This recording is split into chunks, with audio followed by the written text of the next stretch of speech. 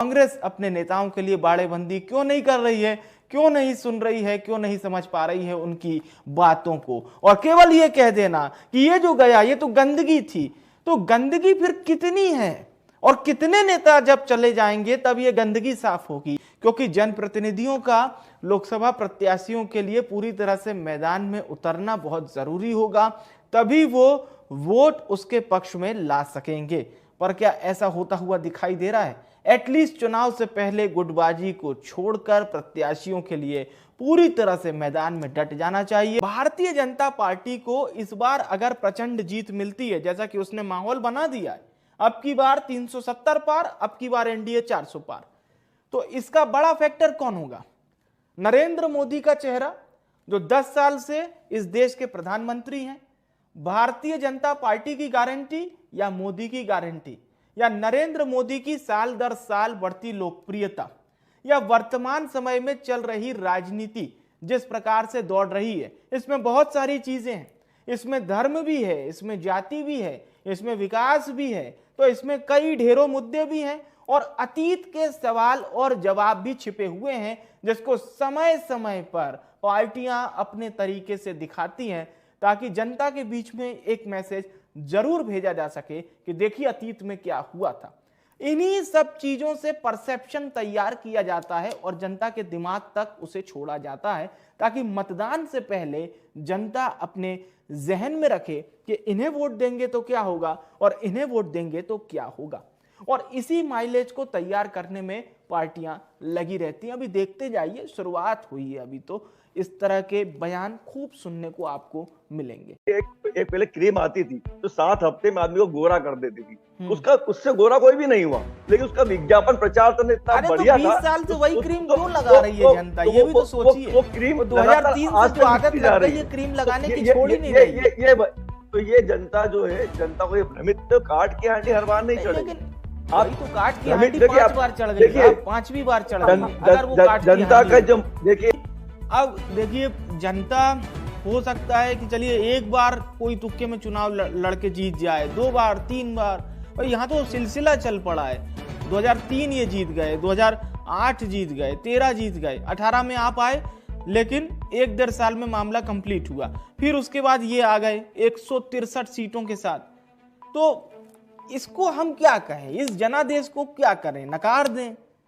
क्या करें बताइए? खड़ा हुआ है आज, गिनी के प्रधानमंत्री स्वयं आकर पैर छू रहे हैं, अमेरिका के प्रधानमंत्री प्रोटोकॉल तोड़ते हुए हाथ मिलाने आते हैं, और किस प्रकार आपके कार्यकाल में हमारे पूर्व प्रधानमंत्री एक किनारे खड़े रहते थे। तो आप खुद देख सकते हैं उस समय की परिस्थितियां और आज की परिस्थितियां जिस प्रकार। नहीं तो आप ऐसा कह रही हैं कि कांग्रेस के समय क्या हमारे देश के प्रधानमंत्री को कमतर आंका जाता था? बिल्कुल, क्योंकि ऐसे निर्णायक फैसले इनके कार्यकाल में हुए ही नहीं। इनके कार्यकाल में देश आजाद कर दिया गया था 1971 में, एक देश आजाद कर दिया था भारत ने। चलिए ठीक है, ये सब इतिहास की बातें हैं। मैं माने तो भाई साहब चरखा चला के इन लोगों ने आजाद किया, बाकी चंद्रशेखर आजाद नहीं, मैं आफ्टर इंडिपेंडेंट बात कर रहा हूँ, आफ्टर 1947। 1971 में सोचिए, आज एक देश ही आजाद कर दिया भारत ने, वो ताकत थी। चलिए मैं धन्यवाद करूंगा हमारे दोनों मेहमानों का, और शुक्रिया हमारे साथ बड़ी बहस का हिस्सा बनने के लिए। धन्यवाद। देखिए, आज की जो बड़ी बहस थी वो भले ही हम छत्तीसगढ़ की 11 लोकसभा सीटों पर कर रहे हो, लेकिन अतीत में इतना पीछे हम चले गए कि बात कभी 47 की हुई, कभी 1927 की हुई, तो कभी 1971 की हो गई। लेकिन सबसे महत्वपूर्ण बात, देश के प्रधानमंत्री नरेंद्र मोदी जब से बने, क्या उसके बाद से लेकर अभी तक भारत की साख विश्व में ज्यादा बढ़ गई? क्या उससे पहले भारत को कमतर आंका जाता था? विश्व के मानचित्र पर भारत की स्वीकृति क्या 2014 के बाद बढ़ी है? और अगर बढ़ी है तो क्या ये 2014 से पहले बेहद कम थी? और कम थी तो इसका बड़ा कारण आप क्या मानते हैं? और अगर 2014 के बाद ये स्वीकृति बढ़ी है तो इसका बड़ा कारण आखिर क्या है? ये बड़े सवाल है। इसी सवाल के साथ इस बड़ी बहस को यहीं समाप्त करते हैं। धन्यवाद। पर कांग्रेस ये भूल गई कि जब कांग्रेस पटना में इंडिया अलायंस की मीटिंग चल रही थी उस वक्त कितने सदस्य थे, मुंबई में कितने सदस्य थे और अब कितने सदस्य हैं, और जो हैं वो किस तरह के बयान दे रहे हैं, यानी कि पहले में और अब में कितना अंतर है। क्या कोई इसका एनालिसिस करता है, या हर बार की तरह 3-4 विषय बना दिए जाएंगे, ईवीएम हैक, लोकतंत्र की हत्या वगैरह वगैरह, उसके बाद चुनाव कोई भी जीते बयान इसी तरह के आएंगे। तो क्या यह पटकथा पहले से लिख दी गई है? बीजेपी द्वारा अब की बार 400 पार और कांग्रेस द्वारा, जैसा कि बहुत महत्वपूर्ण बात पूछी गई, पूछा यह गया बीजेपी से, अब की बार 400 पार का नारा कैसे दे दिया? कांग्रेस से पूछा गया कि आप क्या नारा दे रहे हैं? कांग्रेस ने कहा कि हम नारा नहीं देते, हम चुनाव में जाते हैं और कभी भी इस तरह का नारा देकर नहीं जाते। कांग्रेस के सामने वो पार्टी है जिसने पहले से ही डिक्लेयर कर दिया है अब की बार 400 पार। अब की बार 400 पार का मतलब क्या है? 543 लोकसभा क्षेत्रों में अकेले 400 लोकसभा क्षेत्र जीत जाना और बचे 143 लोकसभा क्षेत्रों में बाकियों का सम्मिश्रण। अगर बीजेपी एनडीए 400 पार हो गए तो फिर 143 में बाकी शामिल होंगे। कांग्रेस का सिर्फ और सिर्फ यह कहना है कि इंडिया अलायंस इतना मजबूत है कि वो एनडीए को पटकनी दे देगा, पर कांग्रेस ये भूल गई कि ये जो विवाद होते हैं, वक्तव्य होते हैं, वार पलटवार होते हैं, किसी के लिए कुछ शब्द कहे जाते हैं, अकस्मात जब आप किसी एक पार्टी के विधायक को, नेता को सुनते हैं तो आपके मन में भी कुछ भाव आने लगते होंगे। किसी दूसरी पार्टी के लिए आपको भी लगने लगता हो कि हाँ ये तो बहुत ही गलत बात हो रही है, ऐसा कैसे हो गया वगैरह वगैरह। अब आप दूसरी पार्टी के नेताओं को जब सुनते होंगे तो भी आपको कुछ ऐसा ही लगता होगा। बीजेपी कह रही है कि 470 से ज्यादा विधायक कांग्रेस के बीते 10 सालों में बीजेपी में आ चुके हैं। कई पूर्व मुख्यमंत्री आ गए, पूर्व मंत्री आ गए, पूर्व सांसद आ गए, वर्तमान सांसद आ गए। कांग्रेस कर क्या रही है? एक सवाल भी है, क्योंकि कांग्रेस को यह समझना होगा, क्या ये जो 470 लोग गए अकॉर्डिंग टू बीजेपी, ये सभी अवसरवादिता को देखकर गए, ये सभी पद के लालच में गए, या वजह दूसरी थी? कांग्रेस पार्टी अपने आप को कहती है साहब कि आंतरिक लोकतंत्र है हमारी पार्टी में। तो आंतरिक लोकतंत्र जब आपकी पार्टी में है तो इन नेताओं को सुना नहीं गया, या ये अपनी बात रख नहीं पाए, या इनकी बात सुनने के बाद आपने भी कह दिया कि जाइए अपने अपने रास्ते। अब वो अपने रास्ते चले गए, लेकिन कांग्रेस कह रही है कि सफाई अभियान चल रहा है। जैसे स्वच्छ भारत चलता है, स्वच्छ भारत अभियान है, सफाई स्वच्छता का प्रतीक, वैसे कांग्रेस में भी स्वच्छता अभियान चल रहा है।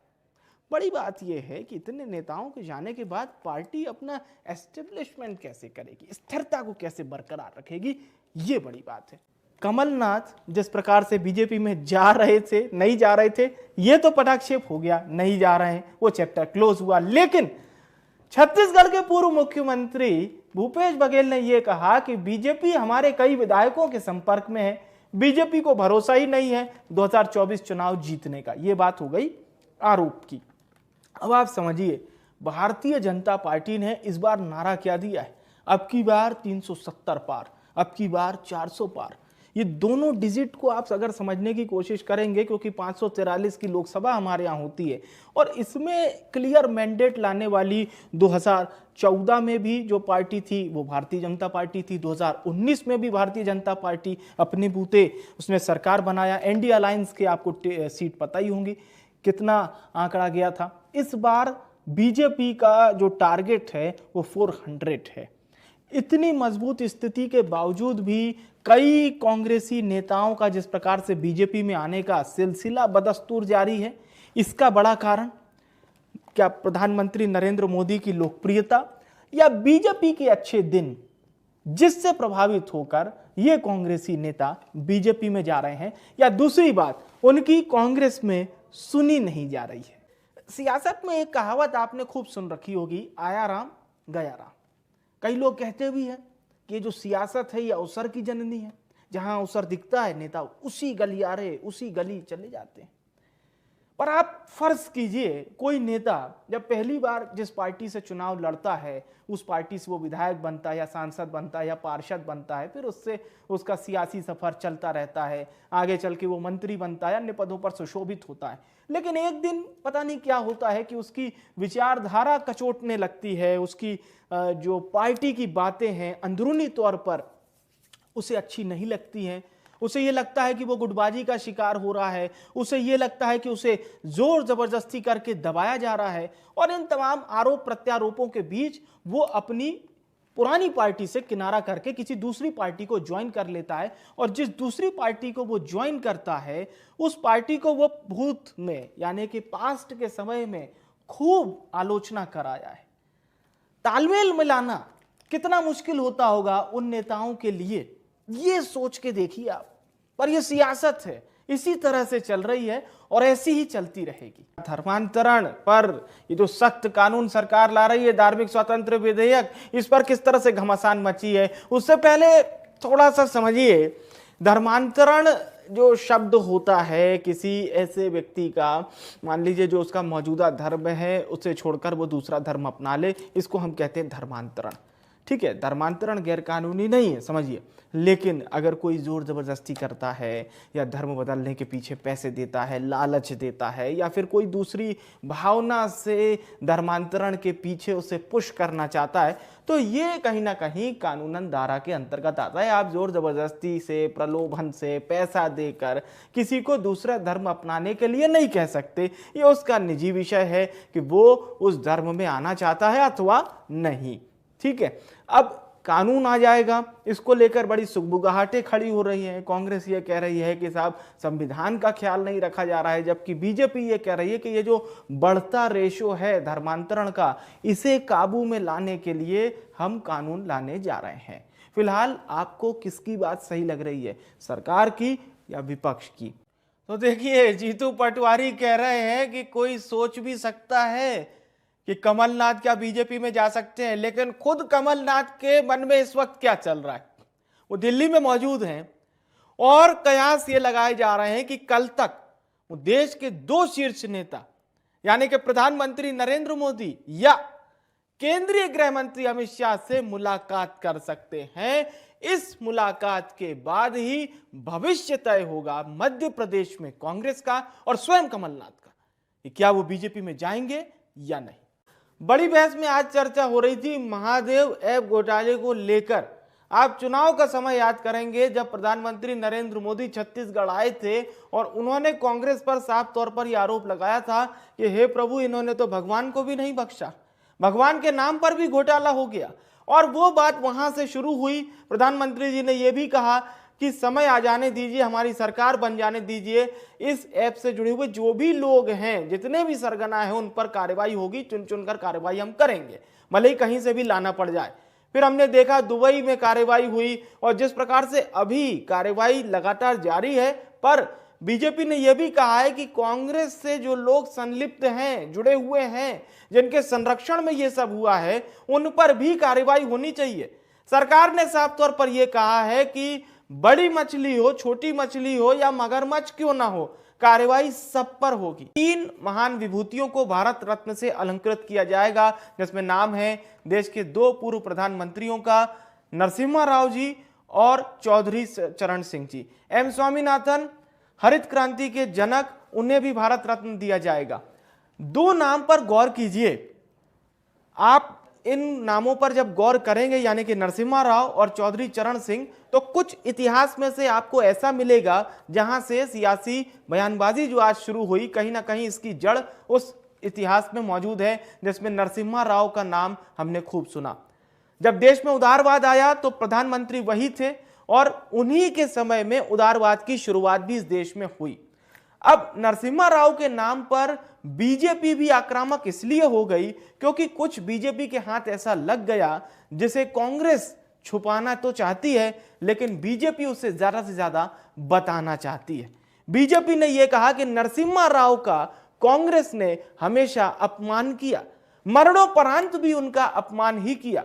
इसीलिए भारतीय जनता पार्टी ने उदारवाद के उस जनक को भारत रत्न से अलंकृत किया। ये सियासी बयानबाजियां हैं, ये लगातार जारी रहेंगी। इस पर विराम लगता हुआ फिलहाल तो दिखाई नहीं दे रहा। बड़ी बहस में फिलहाल के लिए इतना ही। बड़ी बहस का मुद्दा था पूर्व मंत्री अमरजीत भगत और उनके निकटस्थ लोगों के यहाँ कार्रवाई, जिसके बाद बयान कुछ ऐसे आए जो बयां कर रहे हैं अमरजीत भगत की उस बात को, जिसमें वो ये कह रहे हैं कि मुझ पर कार्रवाई इसलिए हुई क्योंकि मैं एक आदिवासी हूं। सरकार यानी कि भारतीय जनता पार्टी की है, वो कार्रवाई सिर्फ उन्हीं पर कर रही है जहां पर गैर बीजेपी नेता हो, और ऐसे राज्यों में कार्रवाई हो रही है जहां पर बीजेपी की सरकार है ही नहीं। ये आरोप केंद्र सरकार के ऊपर लगाए गए। केंद्रीय एजेंसियों को यह कहा गया कि ये तो सिर्फ और सिर्फ केंद्र सरकार के इशारे पर ही काम कर रही है, इनका कोई लेना देना नहीं है अंदरूनी बातों से, ये सिर्फ कार्रवाई उस पर करती हैं जिसमें बीजेपी का लेबल ना लगा। ये बात हुई आरोप की। इस आरोप पर पूरी तरह से बीजेपी ने पलटवार किया है, लेकिन फिलहाल ये बातें खत्म होती हुई तो यहां दिखाई नहीं दे रही है।